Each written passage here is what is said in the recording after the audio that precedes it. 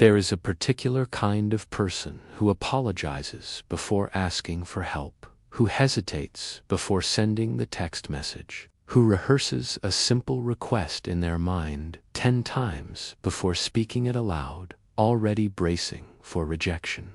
They carry their burdens alone, not out of strength, but out of something quieter, something that whispers that needing someone is a form of failure. You see it in the way they phrase things. Not, "Can you help me, but I'm so sorry to bother you." Not, "I need you, but only if you have time." They wrap vulnerability in layers of apology, as though their needs themselves are intrusions. And beneath that careful language lives a belief so deeply embedded they barely question it anymore. That dependence equals weakness, that asking for support means being a burden, that love, real love, should never require anything from anyone. But where does this belief begin? It starts long before adulthood, in the quiet moments no one remembers as traumatic. A child reaches for comfort, and the parent, exhausted or overwhelmed, sighs just slightly too long. The child internalizes not the words, but the weight of that sigh.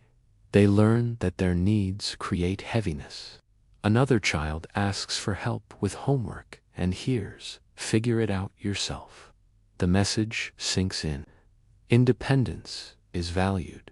Needing guidance is not. Attachment theory explains this with painful precision.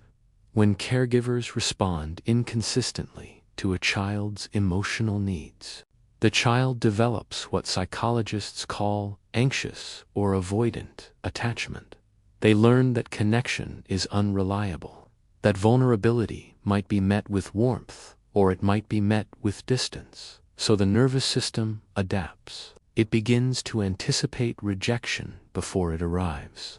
The child grows into an adult who still carries that adaptation, still bracing, still apologizing for the space they take up in someone else's life. There is also the cultural dimension. Many societies glorify self-sufficiency as the highest virtue. Independence is celebrated. Interdependence is quietly shamed. If this perspective resonates, you can support the video by liking it. You are taught from a young age that asking for help is admitting defeat, that strong people handle things alone, that needing others is a sign you have not yet become fully formed.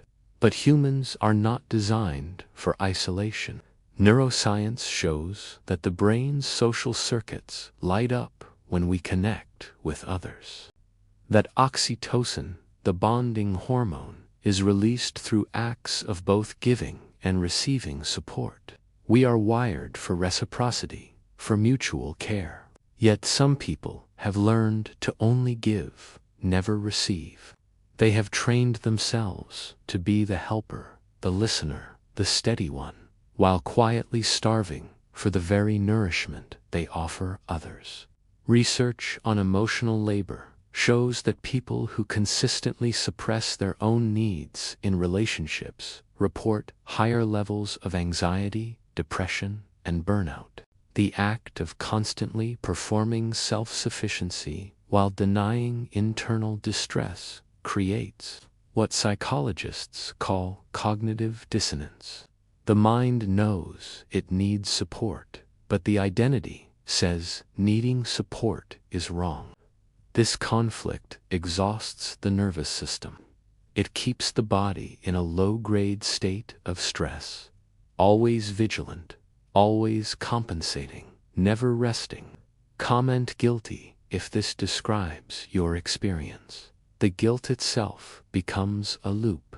You need someone, but the moment you reach out, shame floods in. You tell yourself you are being selfish, demanding too much, so you pull back.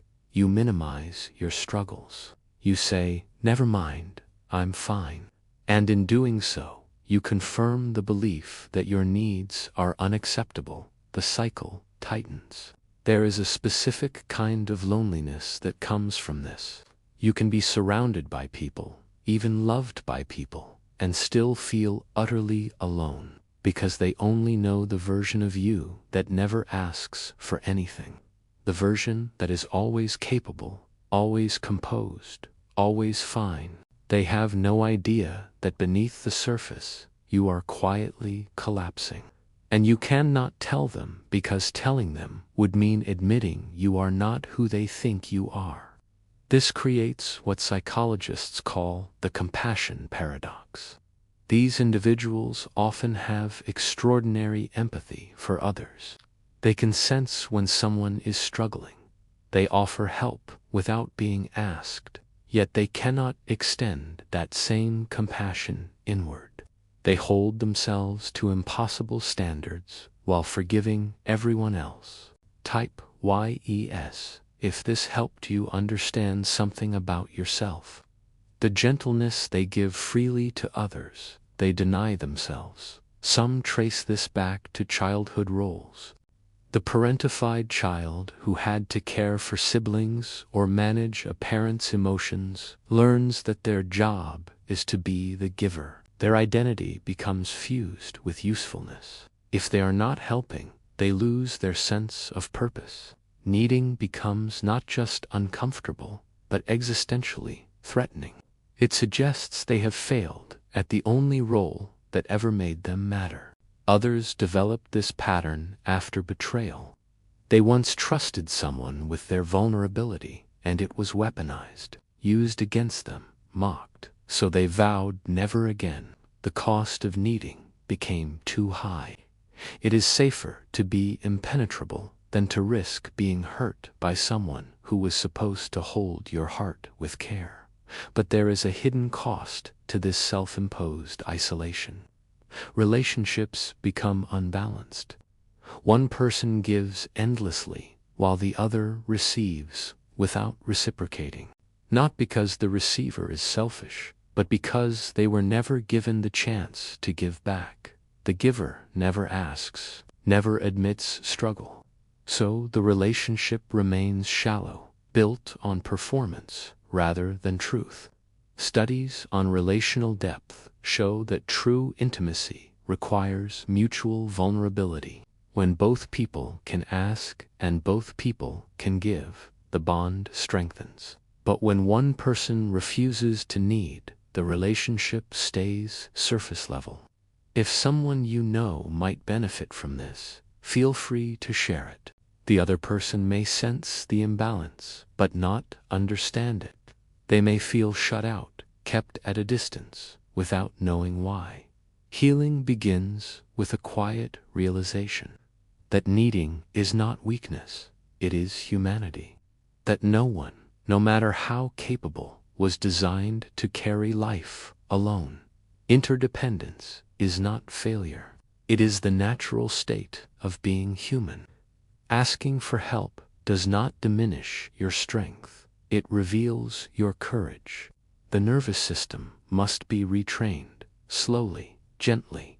It means practicing small acts of vulnerability, asking for a minor favor, admitting when you are struggling, letting someone see you without the armor. Each time you do this, and the world does not collapse, the brain learns something new, that connection can be safe, that people can hold your needs without resenting them. There will be discomfort. The guilt will rise like a reflex, but beneath the guilt is often grief. Grief for all the times you needed someone and no one came. Grief for the child who learned too early that their needs were too much. If this gave you clarity, comment guilty below. That grief deserves acknowledgement. It deserves compassion, not shame. Some people will not understand. They will say you are overthinking, that asking for help is simple. But they have never carried the weight of believing their existence is an imposition. They have never apologized for breathing too loudly in someone else's space. So you do not need their understanding. You need your own. The truth is this: needing others does not make you weak. It makes you human. And the people who truly love you They do not see your needs as burdens. They see them as invitations. Invitations to show up, to care, to be part of your life in ways that matter. When you deny them that invitation, you deny them the chance to love you fully. You are not too much. You are not a burden. Your needs are not shameful. They are simply needs. And every human being, no matter how strong, carries them. The question is not whether you need. It is whether you will allow yourself to be seen needing. Whether you will trust that some hands, some hearts, are strong enough to hold you when you cannot hold yourself. If this script helped you see something about yourself or someone you care about, like the video.